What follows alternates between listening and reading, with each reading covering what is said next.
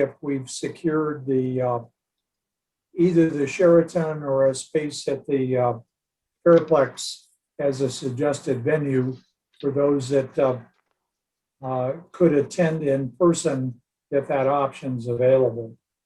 But I think other than that, most clubs are interested in beginning the transition plans for the new year and beginning to look forward to the possibility of resuming in-person meetings sometime soon, like everybody's talking about June 15th. So I don't know if that means that our club should begin to talk about a throwout party or not, but I would encourage us to think about a venue sooner than later. I think we've got two to throw out, last year's and this year's, if we can get together somewhere. Yeah, it Nice. sounds like the governor said sometime in June. I noticed that yesterday LA County announced that they only had, I think it was 200 cases in the entire county last month. Something like that. Very small. So 200 new cases? yeah. And when you look at the graphs, why everything is way down. So Oh, that's wonderful. Good. Yeah. You figure with all of the vaccinations, that kind of makes sense. Oh yeah, So, but still, it's I'm thinking if we have a virtual throwout, now that's an intriguing idea. no, Now, it's not. No. yeah, but if we do something like that, we really ought to make it spectacular.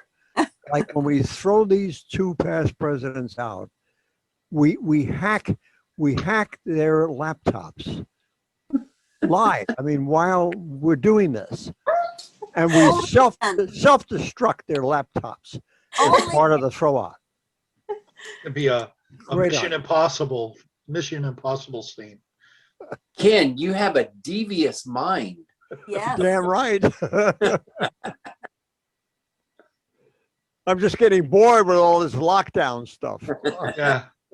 Well, Dave and I have already made a suggestion for a theme, and to Jose. So we'll proceed ahead as we go here. So, all right. So let's move on to our guest speaker for the day, and that is Grace Sanchez, who is Senior Vice President at the, where am I here? McKinley Children's Center. I think that's in Laverne, right, Grace? We're in San Dimas. San Dimas, okay. Yep. And is that the one that's up on in the hill, foothills? You could see it when you're going, traveling south on the 57 freeway on the right side, located behind San Dimas High School. On Cypress is the main campus. Oh, okay. Okay, that's the different one than I was thinking of. So, all right. And you have, according to your bio, you've done a lot of work in the fundraising front for nonprofits, and that sounds very intriguing to me. So with that, I think I will hand it over to you. You have access to share screen if you wish. So That's what just so you know. I love it. Well, thank you guys for allowing me. How much time do I have? I just want to be sensitive. Oh, 20, 25 minutes. Okay, wonderful. So I'll start off by sharing, because of your comment about my background. I actually came to McKinley via a company that I've owned for 17 years that's called the Grace Group. And we do fundraising services for various nonprofits all over the country. And we were hired by McKinley about a year and a half ago.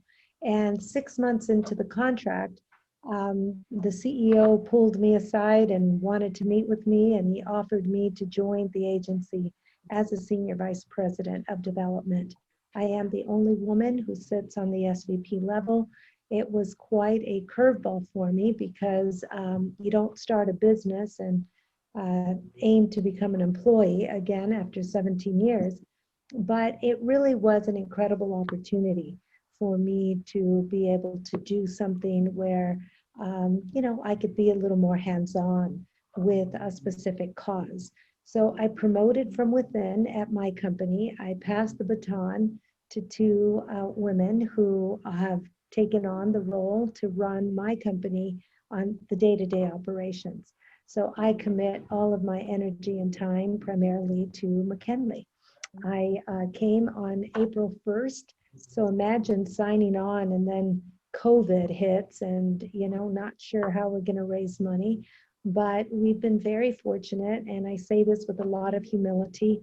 We have doubled our goal, and things have been going well. So again, lots of humility and gratitude for the generosity that people have really expressed and shown up for us. So that's a little bit of backstory, and just because I feel like we're amongst friends and family, I do want to give a shout out to Drexel, who has been my business consultant for about 11 or 12 years, and I'm just so grateful for his friendship and his support over those years. So I think now I'm ready to start my presentation. I'm going to share my screen, and I do have to ask that you bear with me because I'm not so technically savvy, but hold on one second. I'm going to pull this up and get my presentation. All right, are you able to see my screen? It takes a minute, but I'm sure it's coming. Okay. No, don't see anything yet. Okay, hold on one second. I'm going to do something different. Give me 1 second. Hold on. All right, I don't want to have to call in my team member to help me. That's like the worst, but give me 1 second and see if I might be able to do this. Hold on. You're hitting that little green button at the bottom of the screen. Yes, that's what I'm doing, but for Okay. some reason, it's not doing it. All right, hold on 1 second. There, I've got you back, and then let me see if I'm able to pull it this way. Okay, now I've got it here, so let me go back to you and then see if I could share it. I'm so sorry, guys.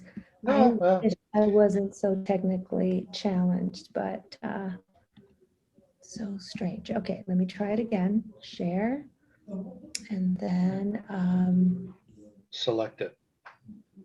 but see, it's not in any of this, so that's where I have to grab it over here, which is the difficult part. Hold on. Okay. You know what, guys? Hold on. I got to get Tristan. 1 second. When all else fails, call in the experts. Yeah. All right, guys. My savvy assistant is here. So here is the presentation, and it's saved up here, but here I am on Google. And Hello, everyone. This is Tristan, Hi. the brainchild Tristan. behind everything. See, I don't have it in there. Okay, so we just need to get it into that screen. So where did it go? I don't want to use this. Perfect. One moment, everyone. We're used to it. I wish I could watch because I don't know how to do it. Right? Yeah, don't feel bad. I wouldn't know how to do it either. Well, you better learn there, There Jim. you are. Oh my. Yeah, Thank you. thank goodness. What would I do without her? Oh, Always God. nice to have one in the office. Oh my goodness, she's like, worth her weight in gold. Well, let me tell you guys about McKinley. So McKinley has been around for over 100 years. I pulled some of these old photos because these were actual original photos that we found in our archives. I'm not going to go through all of our history, but we were started in 1900. We had our beginning with Reverend and Mrs. Uriah Gregory. They founded McKinley. Again, back in those times, these boys were actual orphans who either their mothers or something had happened in the family where they needed to be, taken care of. So at the time, we owned 200 acres, and we had in the range of 100 to 250 boys.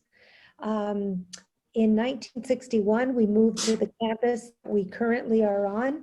We have 40 acres here, and we are now only licensed for 28 boys.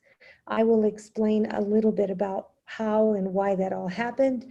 But back in the day, in the 60s, we were licensed for 88 boys. But in the last 10 years, the state has made some tremendous changes in the what used to be called a group home. So in the past, we would maybe take a young boy that came to us maybe at the age of 8, and if everything was going well here at McKinley, he could stay here until he was emancipated or adopted or was reunited with his family. But now, again, due to many changes, they have decided that they wanted to allow these boys to go to multiple locations. And so unfortunately, that group home name changed to what is now called a short-term residential treatment program. And they will stay with us between 6 months and a year. And unfortunately, yes, it's less expensive, and that was part of what the entire cause for the change from the state's view, but it really has taken away, the ability for these boys to actually stay for longer periods of time. So as a result of that change, McKinley really had to pivot and make some changes. And so what we decided was that we would expand our services. So on the San Dimas campus, we have a school. That is our McKinley Canyon View School. And also that also is for children who have experienced tremendous trauma. So we have a therapeutic, a recreational, and then residential services. Some of our boys go to that school, and then others from the community. We also treat autistic children, so kids that have special needs. Then we also saw an increase in need for foster families. So I'm going to go through and give you a little bit of each department and how it functions together. But I thought it would be nice to show you some photos. So this is our main campus, and this is the entrance into our school. And the school is off to the right. So our primary services are 5. We have our 2 schools, one in San Dimas, which is Canyon View, and then we also have a school in the high desert in Hesperia, and that is called Desert View School. We have seen an increase in need for mental health services. So I will go through and explain each one of these. We also have foster family and adoption, the residential treatment program that I was just sharing, and then M-Certified Training Center. And that is something that we offer to various individuals who work in this space. These aren't our actual children, but I thought these photos would show you a bit of the diversity. Again, there are little girls in these photos, but we do have little girls in our school, but in the home, we primarily just have boys. I'm gonna ask if because there's so much information that I will pause and see if there's any questions, and that way it can be a little bit more interactive.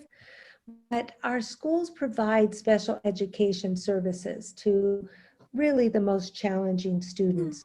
Unfortunately, many of our students have, experienced physical, sexual, emotional abuse, or might come with some learning disabilities. Our schools handle youth from the ages of kindergarten all the way up to 22. So when we have students who have really kind of emancipated out of the system, but if they still have some, catching up to do or finishing up their education, we are able to provide that for them. I do want to just mention that during COVID, we had to really pivot and create distance learning, because many of our students don't have or didn't have access to laptops or Chromebooks. So in the San Dimas campus, we have 160 students, and up in the high desert, we have 45 students. And we were able to raise enough money to purchase Chromebooks for every student.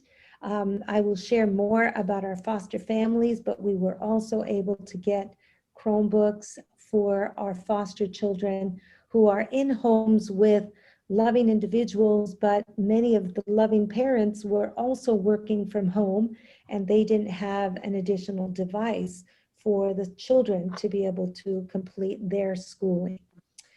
So Grace, how many foster families that's a are you great handling? question. We handle 224 foster families.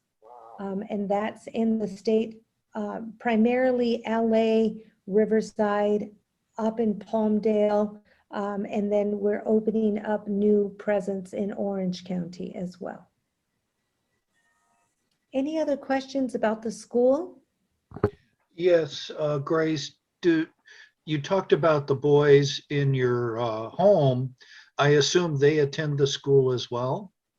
Yes and no. So depending on their assessment, if they're able to function in a regular public school, we bus them, we take them in vans all the time to their school. If they have, such severe trauma where they're not able to, really assimilate into a traditional school, then they attend our local campus. Okay. And likewise, if there are other folks from different school districts in our area, many of those students are brought to our school as well. Okay. Does that make sense? Yep. Thank you. All right. Well, we'll move on to mental health. So mental health really came as a response to a need. I just was up in Palmdale on Monday. As a matter of fact, I spoke at the Rotary up there. They had 3 Rotaries that came together, and because mental health seems to be an area that Rotary is focusing on, they wanted to fund and support our work in Palmdale. So mental health, again, came as a way to reach adults that were struggling with depression, or really just a varied way of treating mental health needs. One of the things that we do is we do have a lot of outpatient services. Some also have younger population, but our primary focus is with individuals 18. We actually even serve someone who is currently 64 years old. We do psychiatric consultations, psychological testing, medication support. We also do some trauma-focused cognitive behavior that we try to help with therapy. Interestingly enough, there are many adults who are on the verge of experiencing homelessness, and because of our collaboration with other agencies, we're many times able to help individuals not to get to that place to be being homeless. So that is something that we are very, very proud of, to be able to help individuals, you know, get off the streets or stay off the streets, because unfortunately, once they enter in to homelessness, it's really challenging to kind of get them back into a safe living space. Any questions on mental health before we go to fostering and adoption? Yeah, Grace, I was just curious, do you work with the VA? We And, do. We yeah. do. Yes, absolutely. And because we know that there has been such an increase in mental health needs with veterans, also, you know, many of them have experienced homelessness. So that is one thing that we really believe in, is collaborating with other agencies so that we can be that much more effective in the community. Mental health is provided both here in San Dimas, Palmdale, Riverside, and again, we are responding to a need in Orange County as well. So when these changes happened about 10 years ago, we realized that fostering children was a way for us to meet a need. So McKinley has been training what we call resource parents. These are folks who, you know, maybe in their lives, they now have empty nest syndrome, kids are off to college, kids have gotten married, but they still have some rooms in their home. And more importantly than rooms in their home, they have room in their hearts to open up to being resource parents to children. The interesting thing about being a resource parent is that there are various ways to help. It could be, you know, I don't want to take on someone permanently, but if there's a child who has been removed from their home, is in transition, they haven't been placed in a permanent home yet, but we just need them to be in a safe, loving environment for, maybe it could be 2 days, maybe it's a week, maximum 2 weeks. But it also gives these individuals an opportunity to, you know, love on these kids, be a home, even if it's a temporary. And that really is something that is helping these individuals, these young folks, in this process of getting to their permanent foster home, which then many times does lead to adoption. I do want to pause and just mention this. It is still kind of something that we're waiting on for confirmation, but I'm sure that many of you have heard that we are in a humanitarian crisis with the situation at the border with the children who have been separated from their families. These are the undocumented children, and we are in line to receive 25, maybe up to 40 of these children, because we do have facilities and we do have capacity. Our understanding is that there's currently 5,000 children, and they're wanting to place them across the country, but because we are close to the border and because we have bilingual parents, we have already identified even some foster families that would be willing to step in and take in some of these children temporarily. So I'm going to pause there and see if there's any questions on foster family and adoption. Well, you just talked about 5,000 kids down at the border.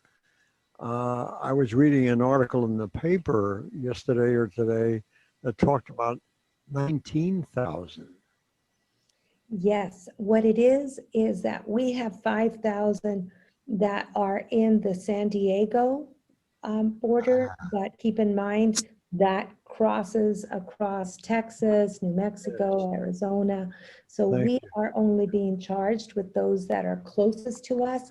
And we are learning that they're wanting to place them in geographic areas where maybe they have extended family as well. so that they will be able to be reunited with maybe even extended family, aunts and uncles that happen to be in the area.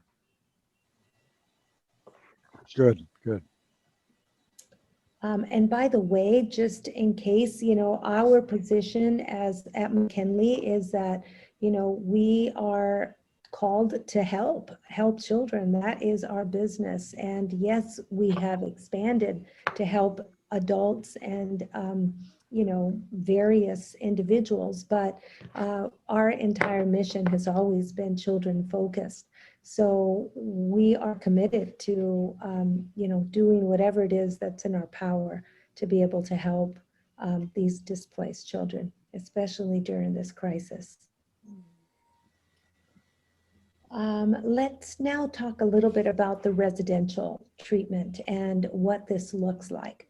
So I don't know if you might have heard in the news about 2 months ago, it was a very tragic story of a group home that was in Los Angeles where 2 boys killed an employee of a group home.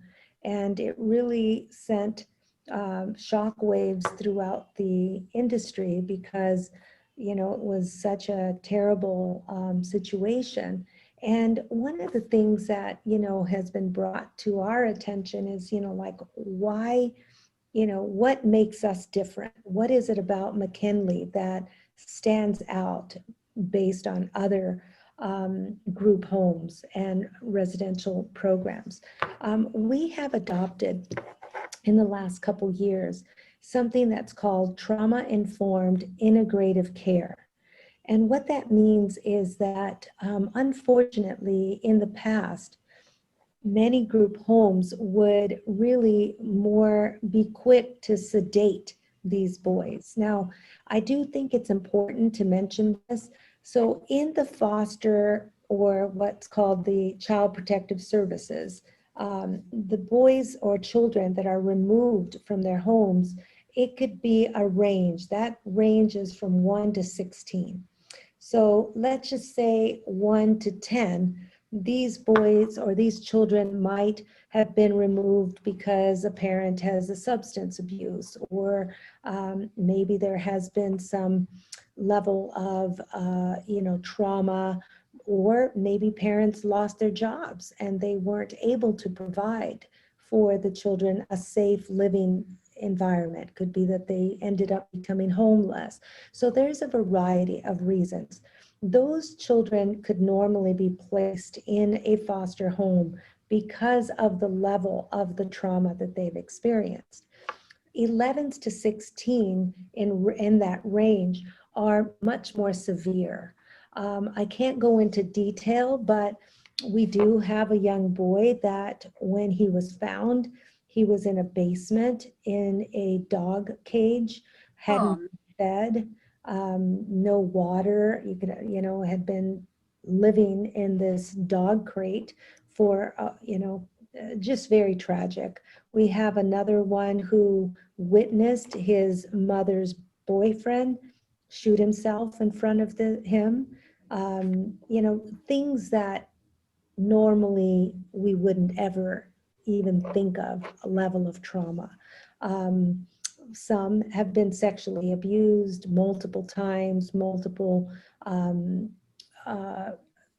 perpetrators. So the level of trauma that our boys have experienced, they wouldn't be able to function in a home with other children. So what we wanted to do is we wanted to create a space where we could treat these boys in a more loving environment. And, what I'm about to share is going to sound a little strange, but just go with me. So because we receive funding from the government, our kitchen, our food service normally would be food that would be provided by the government, but we choose not to take that funding and not to take their food because we believe that eating, everything that we do affects our mind, our body, our spiritual, our souls, everything that makes us up as an individual. So we actually have a culinary program where the children get to cook in their own cottages with the staff. We've built gardens so that they can go and pick fresh vegetables and learn about healthy habits and how eating affects their moods and how they respond. And we have today at 3:00, I will be going onto the main campus. We've had a little boy named Jimmy. He's been with us since he was 8 years old.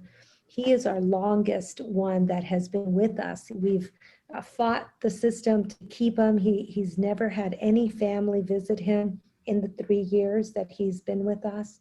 And he is being adopted and will be moving to Sacramento, and he's going to be transferred tomorrow. So we're having him a little going away, and I've only been here a year, but I have bonded with Jimmy, and he's a really special little boy. And he was very apprehensive about even being adopted because he didn't want to leave McKinley, and he has felt that this is his family and this is his home. So it's quite interesting to see, what a loving environment will do. So with that, I won't go through all of these things, but what really sets us apart is that we really create a safe and healthy environment for these boys to thrive. I think it's important for me to share with you a quick story, and it just happened on Friday. So I had been at a meeting on campus, and one of the leaders there, she asked me if I had a moment. She wanted me to meet someone. So last week we provided an art program. Again, finding things that are therapeutic, that are helping. We're building a music studio for the boys because we know that music is very healing. So we've brought some new things to the campus. So this woman wanted me to meet this young man. So I go over to the campus to meet at his cottage, and she wanted him to show me his artwork. Well, he's very talented, very animated, freestyle. He could see something and just draw it very quickly. And he's been self-taught. He's 17 years old.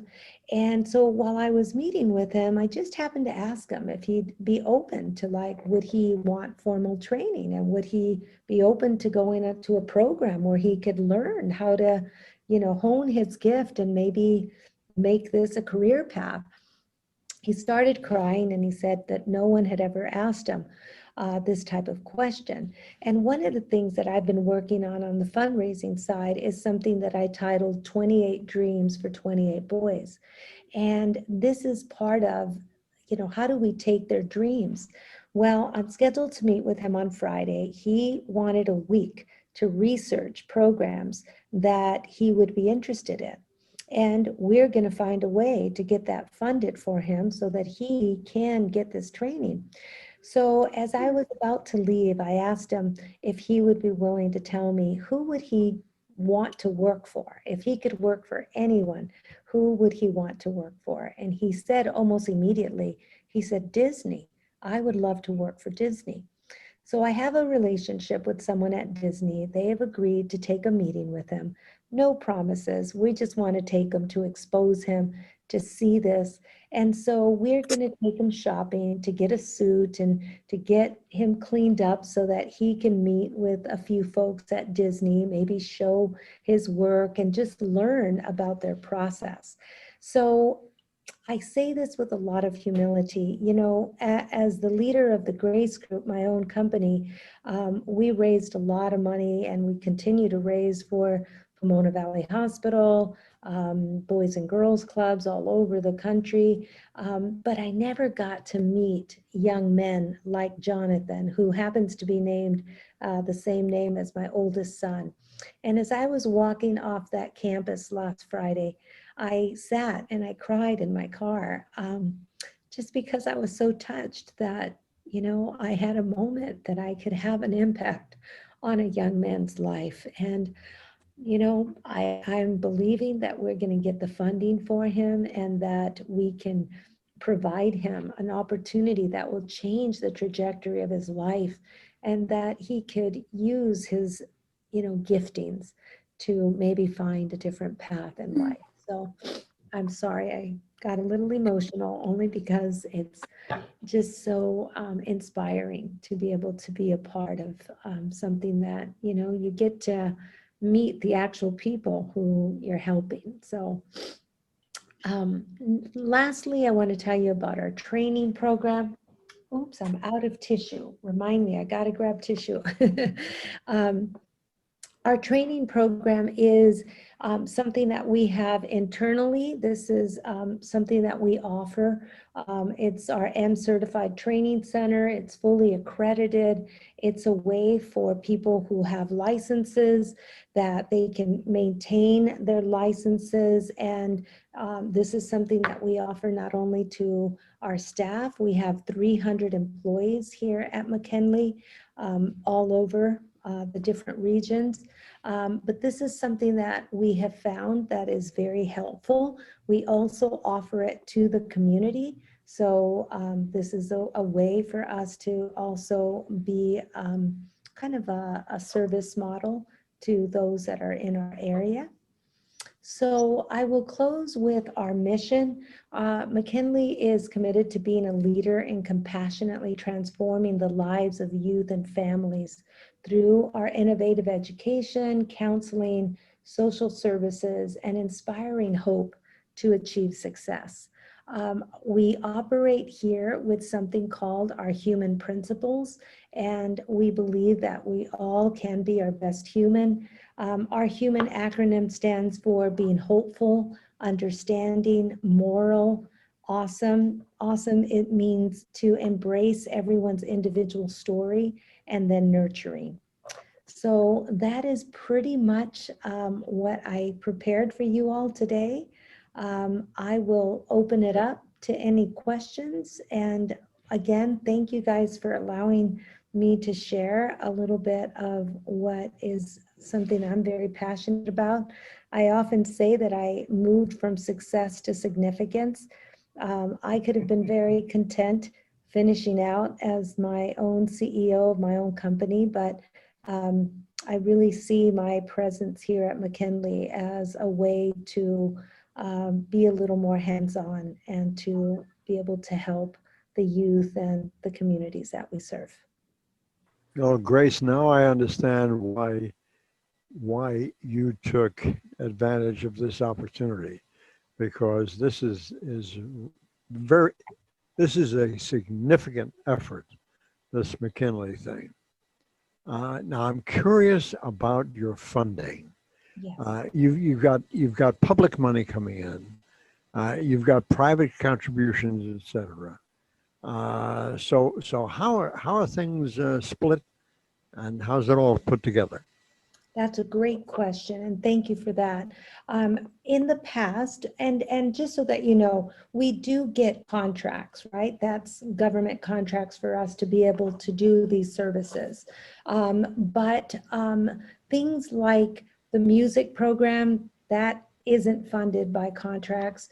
The culinary, the extra things that we're doing for the boys and the communities that we serve, those obviously are not covered by any of the contract money that we receive. So prior to my joining McKinley, and I say this with a lot of respect for the individual who was before me, but really the efforts of the development department were primarily gift in kind.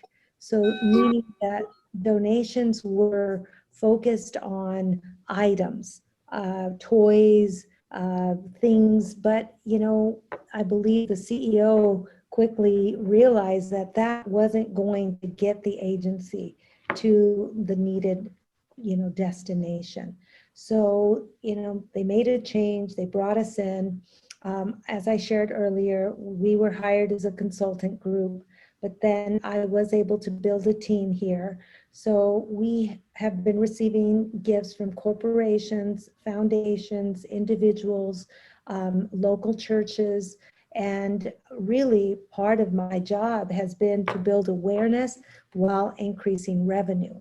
Now, because our campus it's aged, we've been here since 1961, and the current cottages do have a bit of an institutional feel to them.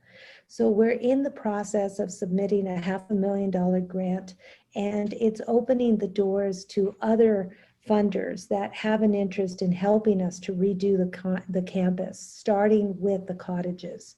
So we're hoping to create a more home-like environment, a cottage that maybe has a wraparound porch, a fireplace, or something that would resemble a home-like environment.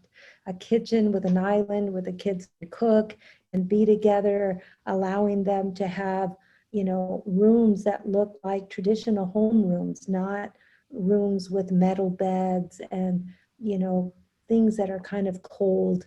So I hope that answered the question, but all that to say, we operate in a $30 million budget. That is our annual budget. And we are currently raising $1 million to $2 million is coming from private donations, and that's been since my time being here. Hi, Grace. Oops. Go ahead, Grace, this is John. John. Hi, Hi. John. Hi. I just got a couple of questions. You got Jimmy getting adopted, you said. Does he meet with the adoption parents before and approve it? I mean, does he have a say in it? Does he say, I like them or I don't like them, or or do you guys just sit in with their meetings and make the decision for him? What goes on there? No. There is definitely a process, and it is very holistic.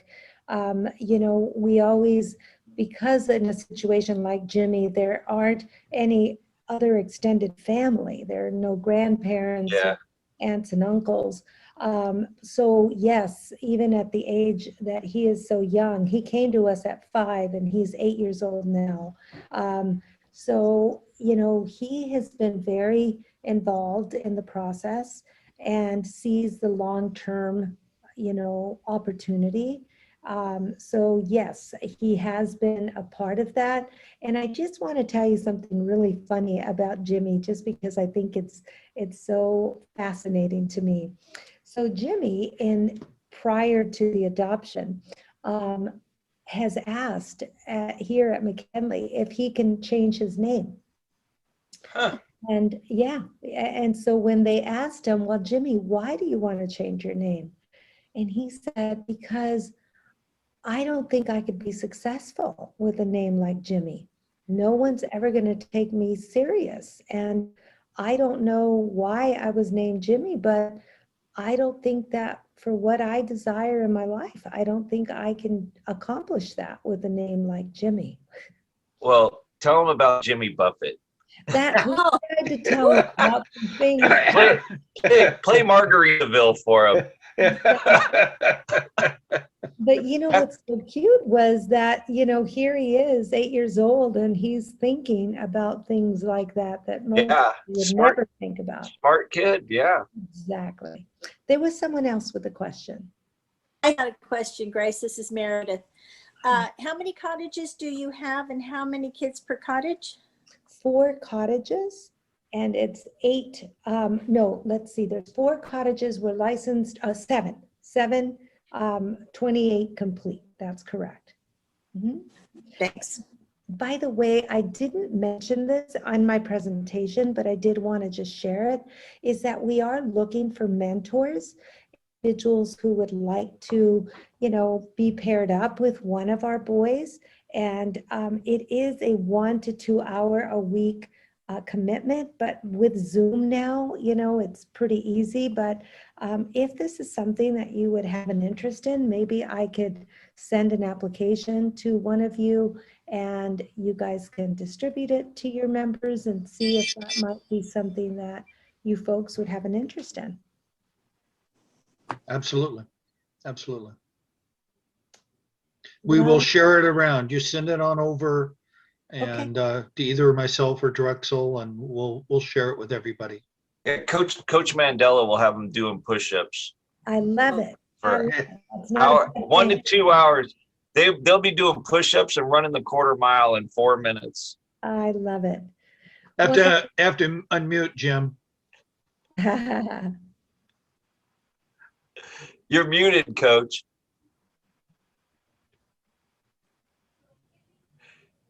You're still Okay. muted, buddy. There you go. Hey, Be nice. How's that?